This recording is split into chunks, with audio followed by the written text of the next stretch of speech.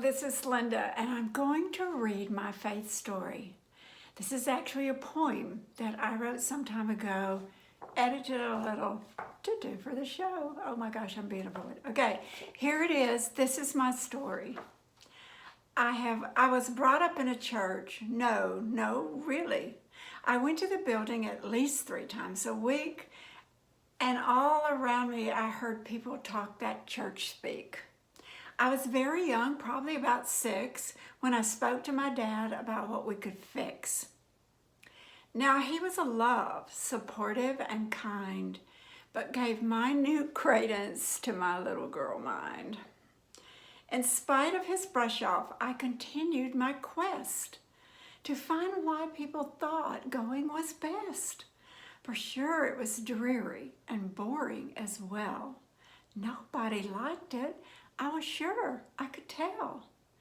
And when I grew into a feisty teen, I found I was angry and a little bit mean.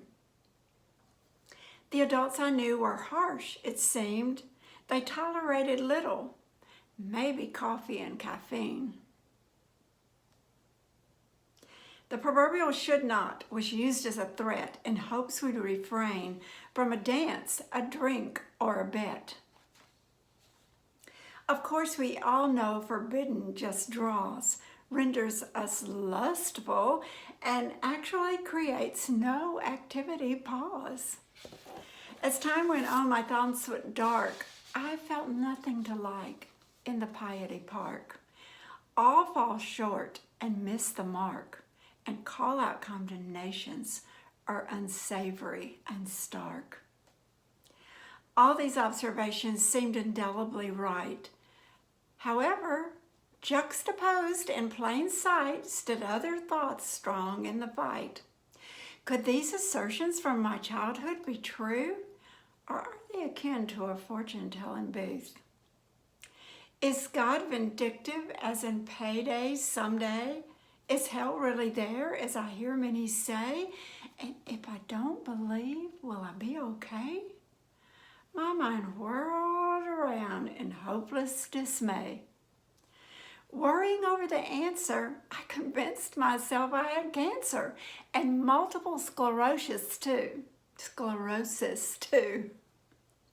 Crazy, I know, but as if right on cue, despair would descend and make me believe it was true. At any event, wherever I went, I looked at the faces in all of the places. I wondered if they could hear my crying. Hey y'all, do you know? Can we talk? Is it okay if I call? Could they not see I was dying? I wanted to scream, but of course I did not. Instead, I held my uneasy internal detente. I smiled with my lips, but not with my eyes.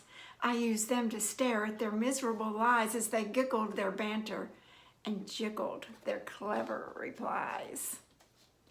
As days went to weeks and months went to years, my darkness grew and so did my tears. Feeling all alone, angry, and filled with innumerable fears, I hid my true self under layers of increasingly hard veneers.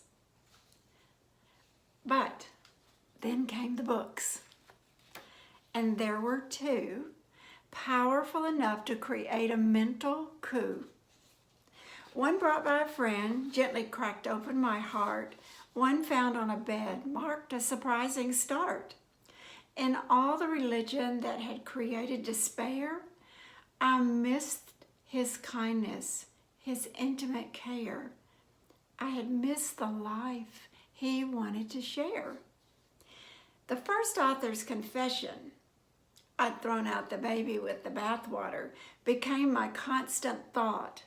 Yes, I knew the biblical stories, but Jesus, his love, his power, his peace, was truth I'd never sought nor caught. Like the man in the book, I'd ignored the central one. I judged all the people, but neglected the Son. Tentatively at first, I spoke my yes. I whispered, "It's true. I believe." How can I understand what would happen next? Suddenly, I wanted to shout, "I accept, I receive."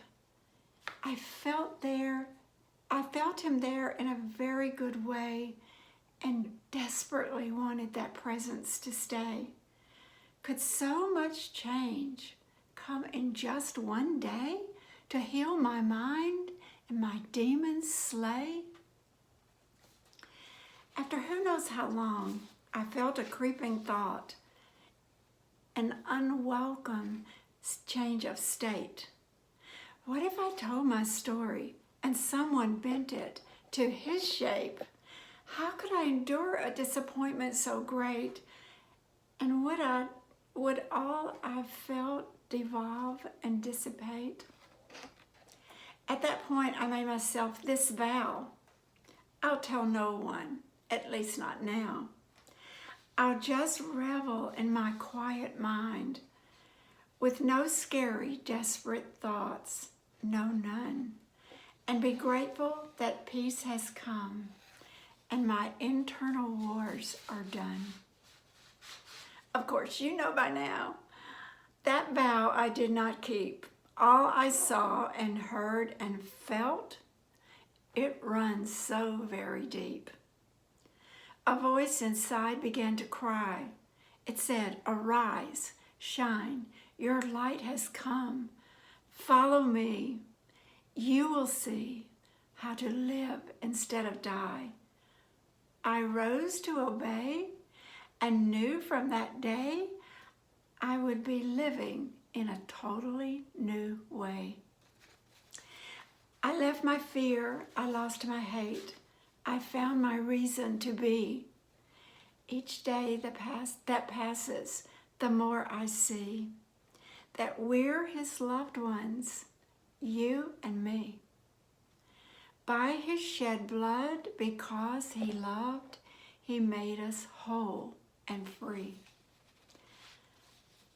I call you now to trade strife and death for peace and life. Feel the presence, absorb the joy and love. The victory's won, so come with me to tell the nations it is done. And that's my story, and I'm sticking to it.